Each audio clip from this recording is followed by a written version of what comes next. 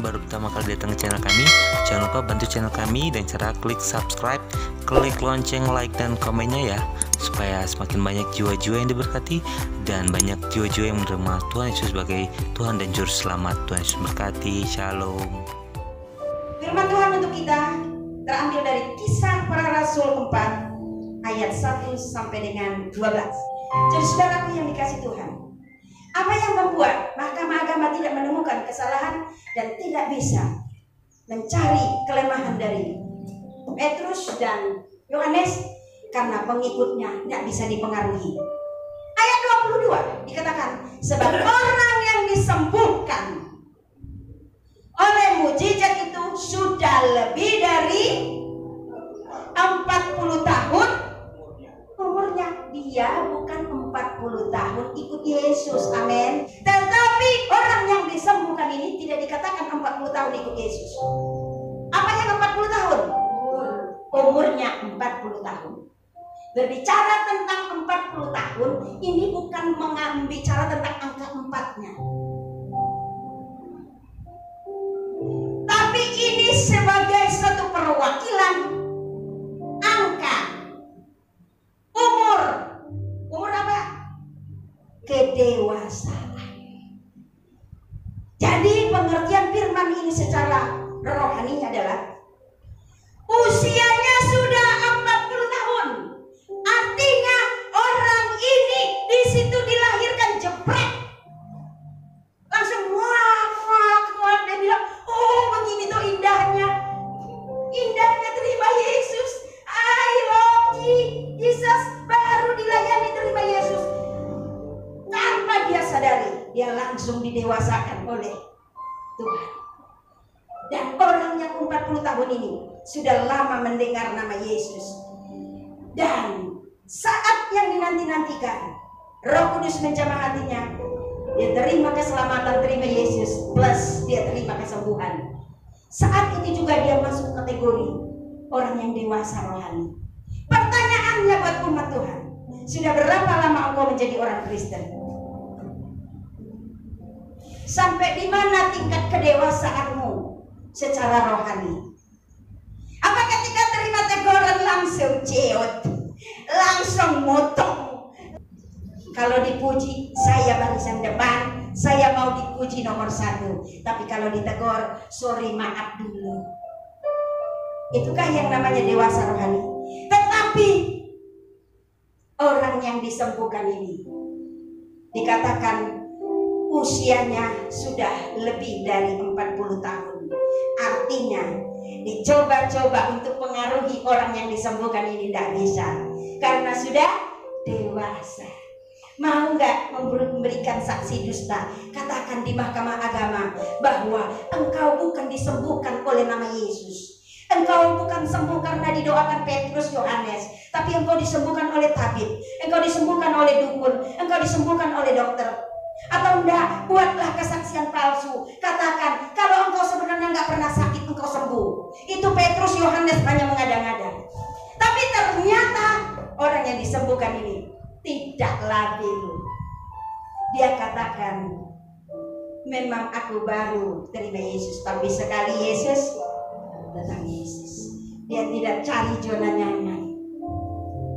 Bisa saja Mahkamah Agama mengatakan, kalau kau tidak mau mengikut apa yang kami katakan, membuat saksi dusta, engkau kami penjarakan, keluargamu tidak akan selamat.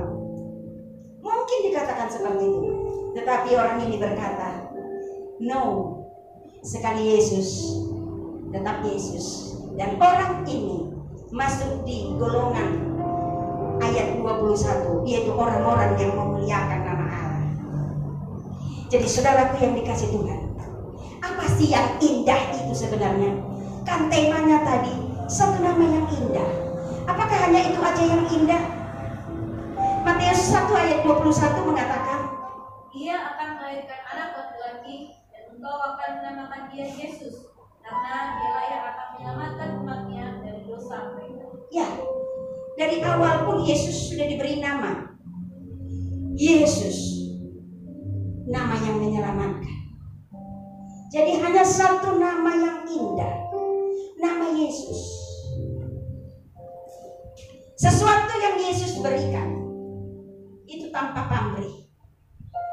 Dan apa yang Yesus berikan itu bersifat kekal. Amin.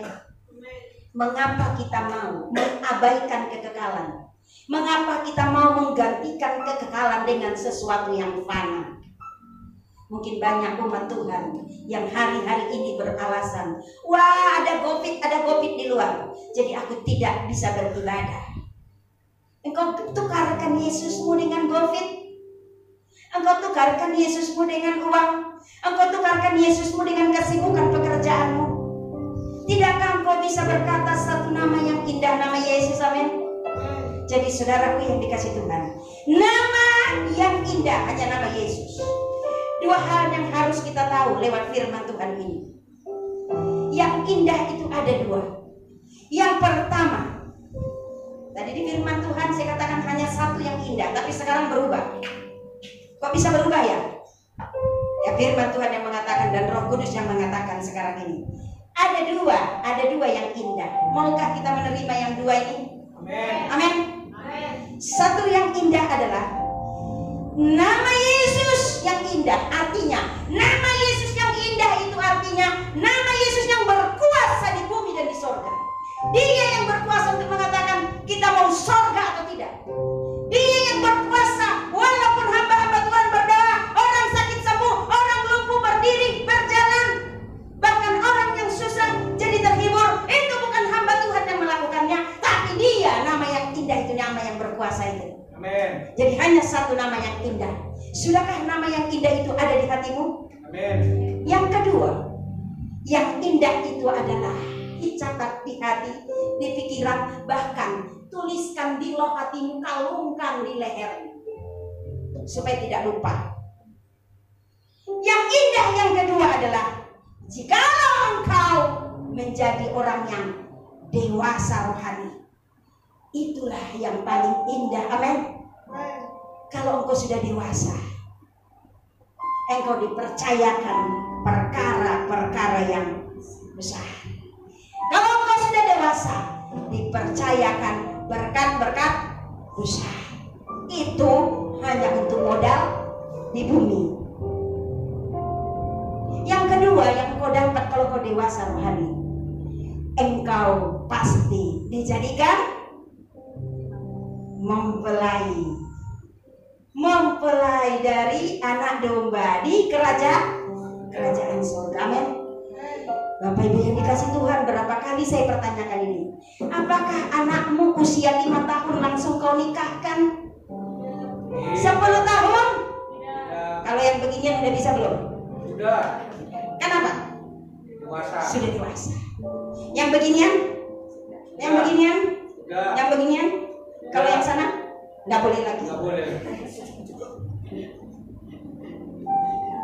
Jadi siapa yang dinikahkan? Jangan pernah berharap engkau akan jadi mempelai Kristus kalau engkau tidak dewasa rohani. Amin.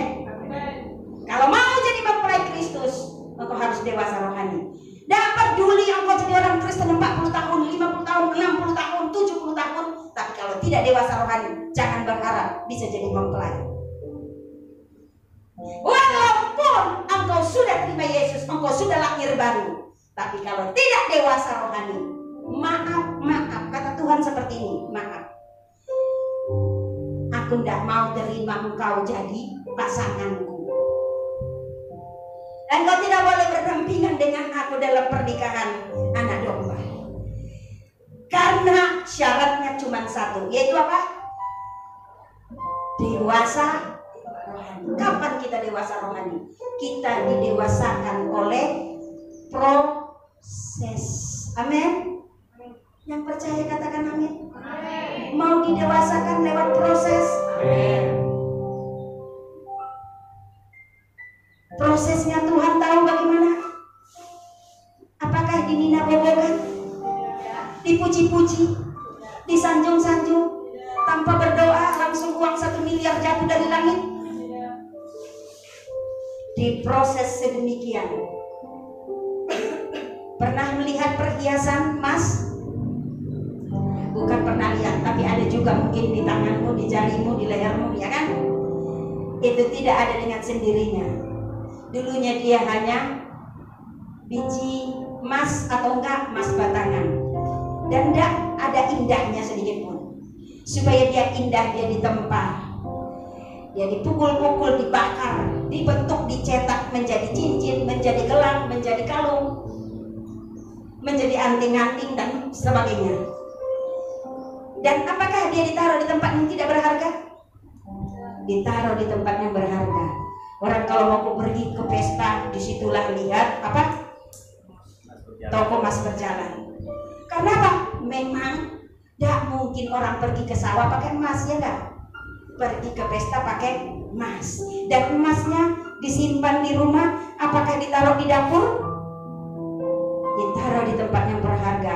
Taruh di lemari supaya tidak dicuri maling. Apakah dia menjadi perhiasan tanpa ditempa? Dia ditempa dulu supaya siap menjadi perhiasan yang indah.